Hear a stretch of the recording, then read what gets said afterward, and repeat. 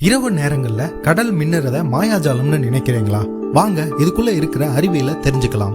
கடலோட இந்த ஒளிரும் தோற்றத்தை சீ ஸ்பார்க்கல்னு அழைக்கிறாங்க. இதற்கு காரணம் ஒரு சின்ன உயிரினம்னு சொன்னா உங்களால நம்ப முடியுதா?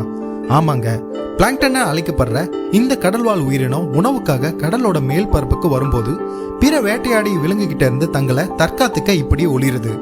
பிளாங்க்டன் எப்படி இதை செய்து தெரியுமா? அதன் உடல்ல ஏற்படும் கெமிக்கல் ரியாக்ஷன் மூலமா இயற்கையா ஒளியை உற்பத்தி செய்யுது. வேதியியலாளர்கள் இந்த ஒளிர்வுக்கு பயோலூமினசன்ஸ்னு பெயரிட்டிருக்காங்க.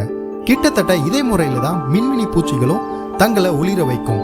ஆனா நன்னீர்ல வாழும் எந்த ஒரு பிராணிகளுக்கும் இந்த தன்மை கிடையாது.